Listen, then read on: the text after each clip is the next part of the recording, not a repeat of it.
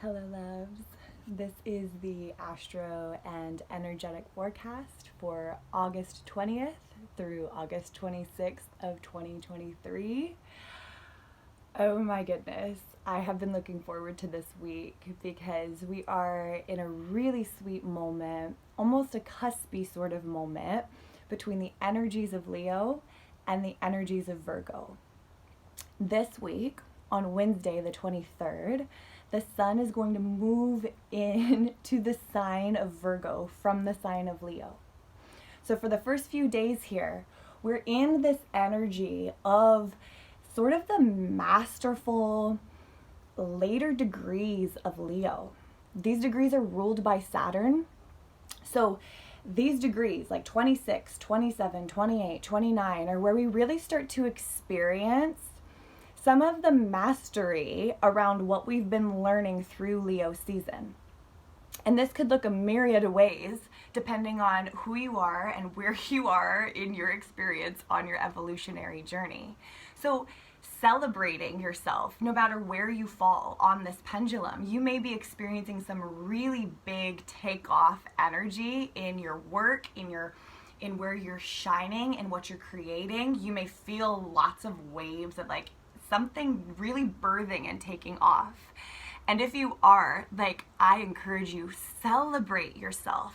Do something to really anchor that in to your body in 3D. Because Leo is fire, it's creativity, it's about the heart. And then Virgo is the sign of the divine feminine. So automatically, I am feeling and thinking like body, like embodiment. So really letting yourself receive and feel where you are and celebrate yourself and what you've moved through in the last month of Leo season.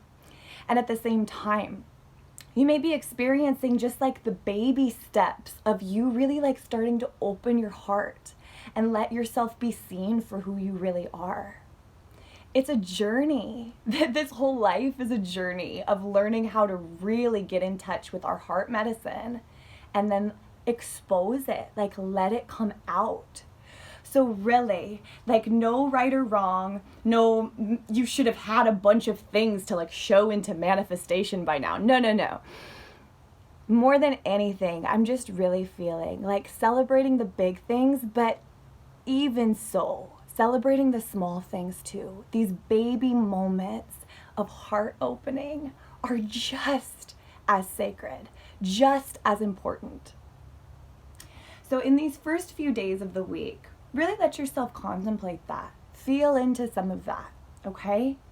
And then we're going to hit this pocket, this day on Wednesday, where the sun is going to shift into Virgo. And on the same day, Mercury is actually going to station retrograde in Virgo as well. So I have some feelings around this. Honestly, I feel like Virgo, to me, Virgo, the word, it's rooted in this word virgin. And the etymology of the word virgin is to be whole unto oneself. So when I get in touch with the wisdom of Virgo and I feel that in my physical body, in my temple, it really is this beautiful energy of wholeness. Now, Virgo is an interesting sign. It's super wise. And as I said, it is a sign of the divine feminine. In fact, it's the sign at the end of the summer season. It's the mutable sign as we're transitioning from summer season into fall. So it's mutable. It moves. It adapts. It can kind of shape shift a little bit. And what I really notice with Virgo or strong Virgoian beings or this energy is there's a real wisdom in the mind. Mercury and Virgo, Mercury is at home in Virgo. These two, they pair really beautifully. They exchange energy really beautifully. And a lot of times Virgoian beings will be the beings that are, because they're smart, they can problem solve, they can see the details of something and know what needs to happen. It's a really gorgeous energy, a really productive energy. But in this, a lot of times, there can start to be a lot of perfectionism, a lot of feeling like I need to prove myself as worthy, a lot of feeling like what can kind of start to rise in that then is some insecurity, feeling like I will never be good enough.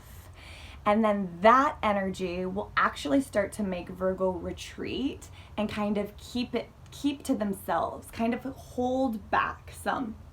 And I have spoken to this before, but then what I start to notice in the body is a rigidity starts to happen, and there's just a little bit, maybe a lot sometimes, of just a resistance, a tension towards life. A little bit of fear all the time, just kind of like keeping things about here. And it's out of self-protection, but rooted in this, like, just feeling like I am not worthy. I will never be good enough. And I'm presencing this even more, like, with a little magnifying glass on it right now, because Mercury's also going to station retrograde on this day. And for me, a lot of people have different thoughts and feelings about Mercury retrograde. A lot of times you'll hear there's communication errors, there's tech issues, there's things will just kind of go haywire, miscommunication like crazy. And I say yes, sure, absolutely. Like, you see that, definitely. And why? Like, what is Mercury retrograde actually getting at? Why do things glitch? Why are there little like miscommunications and that sort of like, what's going on here? I feel like Mercury retrograde is actually a time to kind of put a pause on, especially in the internal ways that you're communicating with self, especially around themes around perfectionism, inferiority complex, maybe some imposter syndrome. There's somebody out there doing it already. They're doing it. Why do I need to do it? They're probably doing it better than me. They're probably more experienced. That kind of thing that then just makes you stop. It makes you kind of slow down and just like, I don't really need to do anything. And then there's stagnation in the body, which leads to a whole slew of other things, right? So with this Mercury retrograde in Virgo, I would invite us to, I say this a lot, get curious. Kind of lean in. When you feel like a situation arise that causes you to feel less than, to feel unworthy, to feel, I will say, there's a layer deep down in the Virgo energy of a real guilt and shame, like simply for being. And you can trace this back far, far, far to when we started to really believe in, like, as a society, in original sin, in good, bad, in feeling like there's a right way and there's a wrong way. It's kind of this patriarchal energy that has flooded Earth over the last couple thousand of years. But it hasn't always been this way. And with Virgo, because it's so rooted in divine feminine wisdom, I personally love to get curious around this time, because there are things deep, deep, deep under the surface that are actually repatterning now. And I feel like so much of Virgo is the wisdom on the details of some of these repatternings. So then, what an invitation with the sun entering Virgo and Mercury going retrograde in Virgo on the same day. It's like the sky, the star, the living sky is pulling us in like, hey, let's look at some of these themes around worthiness, around enoughness, around, instead of being in shame and guilt and feeling like at a very deep, deep level, I see this a lot with Virgo beings. At a very deep level, there's a belief that they are innately bad. Like innately can't get it right, whatever right is. And this creates then these deep cycles of shame. I'm really not talking up here right now. I'm talking here. In some of the patterns of our unconscious. So I will invite us this week, especially because the sun's just going to be in the very beginning degrees of this. We're going to get tastes of what we'll be working with for the next month of Virgo season. Lean in. When I was really just sitting in this energy this morning, really asking for just the frequency of the wisdom of Virgo, not Virgo in its wound, because we all live in our wounds. We're humans. There's no problem with being wounded. It's just a part of life. But how do we navigate our wounds? How do we let wisdom and medicine come in and create alchemy in and through us? I had this really beautiful visual actually come in, and it's a story that I read sometime here in the last couple weeks. I'd read it before, but it's really been with me. And it came into my awareness again because I recently had one of my dear friends make me a rosary to kind of connect me back in with some of my lineage, and specifically the rosary it's linked with the rose, it's linked with the divine feminine, and just I really felt like, okay, I want to lean into some of this.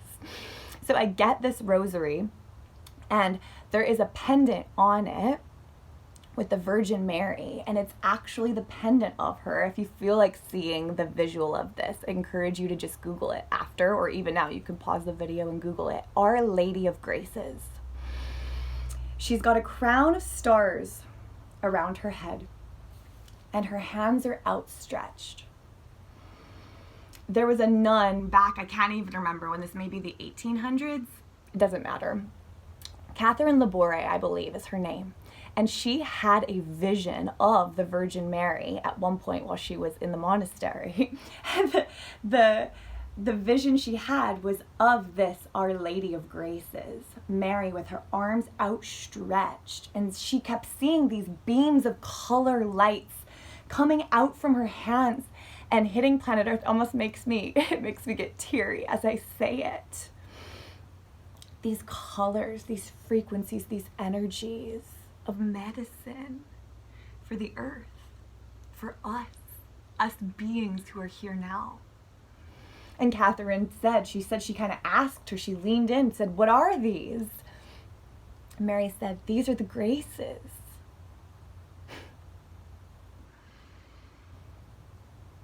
As we're here in this moment right now, I just invite you, let's kind of pull some of this into the body. So it's not just head, okay? So I'm going to invite you, as I tell the rest of this, to let your awareness really be kind of in your lower body. Feel your feet on the floor. Feel your sits bones in your seat or in your bed or wherever you are. Feel yourself touching earth. And imagine these colors, these graces coming down from the heavens and raining down on you. In this story, Catherine notices there are a couple of fingers where there aren't lights coming out, and she asks Mary in this vision, she says, why, what are these fingers? Why aren't there lights coming out here? And Mary softens, she leans in. Oh, my love, those are the graces for which people forget to ask. And here we are in the territory of the miraculous. Beyond right or wrong, should or could or would. It's actually in this moment reminding me of one of my favorite quotes of all time by Rumi. Out beyond the ideas of wrongdoing and right doing, there's a field. I'll meet you there. I sense a deep invitation from the divine feminine as we enter into Virgo this week to lean in to some of the graces for which we forget to ask. We are human beings, not human doings. And yes, Virgo knows how to do, it knows how to do tasks, it knows how to accomplish. I mean, it's the sign of the harvest. I mean, it's like the goddess is gathering all of the grains and she's like celebrating her harvest. There is work involved, absolutely. But what does work feel like when it's coming from a place of, I know who I am, I have my why, like I remember why I'm here. There is belonging, there is a worthiness,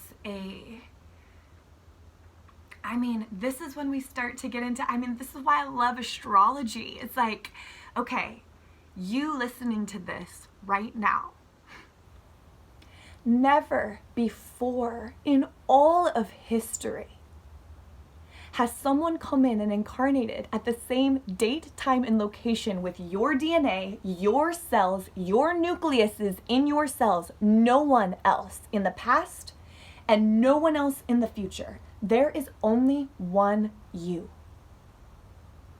And you are the specific embodiment of cosmos and earth blending together in a living being.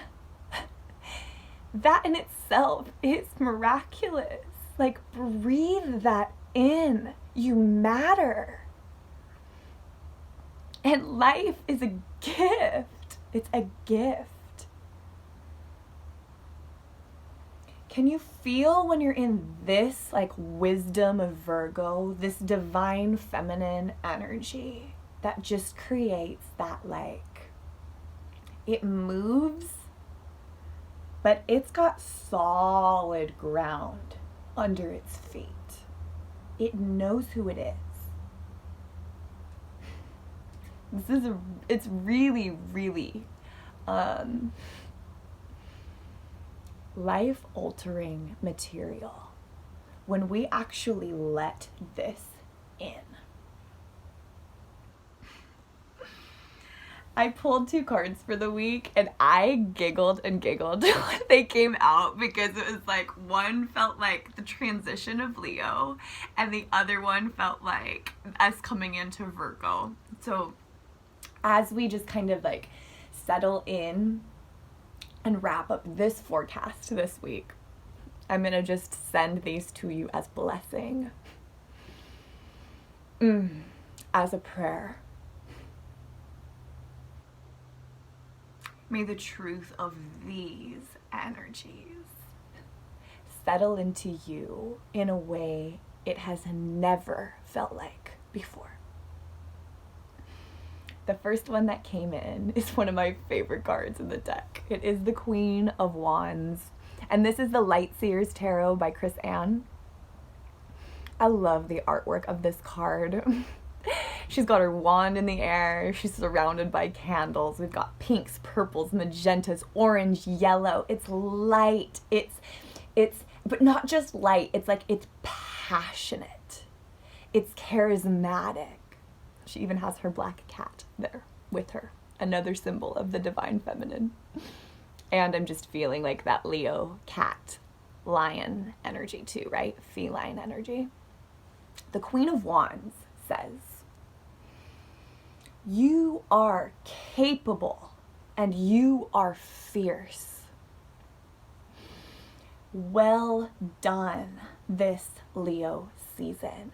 Rooting into your purpose, letting your heart open even just a crack more than last year. When you give yourself permission to shine in your brilliance, in your truth, it isn't a look at me, I'm better than everyone. It's actually giving everyone around you permission to do the same. Stay strong. Celebrate yourself. But not strength that comes from just muscling and just like, oh, I have to just like kind of like grit my teeth and make this happen. No. Strength that comes from the surrender to life. Knowing I do not have to tense up against you, life. You are for me. And even the experiences that push me, stretch me, grow me, make me cringe sometimes because it's like, how do I do this? Or make me just feel so irritated. Like, am I seriously here again experiencing this? The wisdom of Leo, this Queen of Wands, is like, oh yeah, baby. Celebrate yourself. You've got this. Because you are connected to you and you are connected to life. And when we are not tensed and pushing against life, but we're soft, we're open, we're ready, we're present, that is when the miraculous has permission to move through. The graces have permission to descend down and in.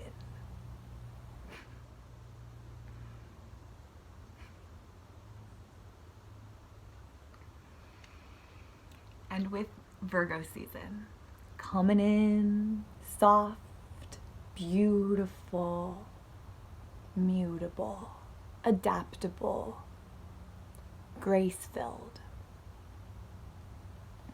I drew this card. I've drawn this card like 3 times this week for clients, myself, and now for all of us. So here we go. 7 of Pentacles is here with us. I love this card. Also from the Lightseers Tarot by Chris Ann. Look at him. I loved that it was a masculine image because I speak to the divine feminine a lot, but I'm not talking about gender. I'm talking about energy. And I mean, I'm literally married to a Virgo moon. He is a very beautiful masculine man who knows how to let his feminine energy move. And it is one of the most magnificent things in my world to witness beings like this that are able to hold both energies so brilliantly in the body. It's gorgeous. I think it's some of what Virgo is getting at for us, actually. How do we hold both? How do we soften enough to let the feminine move, feeling solid in our structure, in our stability, in our center, in our masculine, our yang. Okay, so 7 of Pentacles. Look at him. Can you see that light frequency coming through his hand? This card to me is a card of trust. And I found it interesting that it came at the beginning of Virgo season, because a lot of times this is a sign of the harvest. But I've really been sensing for myself personally, and really I think it's a lot of it is collective energy too. We are in some seed territory still. And so with this Virgo season, maybe you won't see a giant harvest yet. But I'm feeling this word, this patience. Virgo is so wise. It knows how to be patient in its wisdom and trust in the natural cycles of life. That the intention, the love, the trust, the surrender, and the grace, like all combined, beaming that into the ground of whatever you are seeding at this time. And then there's a soft surrender and a trust to just let Earth, Divine Feminine, do what it knows how to do. Think about this. You are never consciously digesting your food. You are never consciously telling your heart to beat in your chest. Never. The wisdom of your body and its divine intelligence, it knows how to do that all on its own. No effort from you. And yet, look at you, moving, breathing, being, beating, digesting, absorbing. That is the 7 of Pentacles. A trust in nature and her cycles. So I'm going to invite us as we close to just put out your hands if you feel comfortable.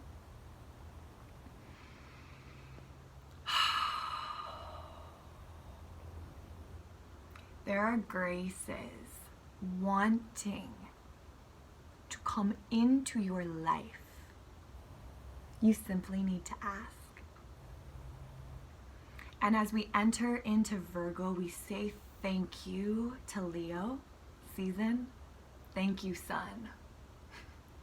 All of the codes and the frequencies and the love that you infused us with the last month.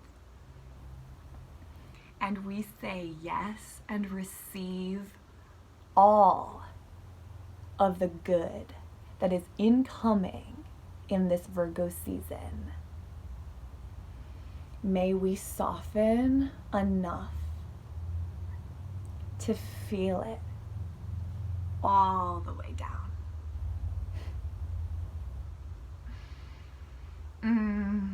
Thank you for being here. I will say my books are open for the rest of August and into September. If you would like to book a reading with me and look at this energy specifically in your chart and where Virgo is specifically hitting you, you may absolutely book a reading with me. It is linked down below my website, and just click the tab readings and you can book from there. It is such an honor to be with you. May we soften and receive Virgo in all of her glory. I will see you next week. Take care.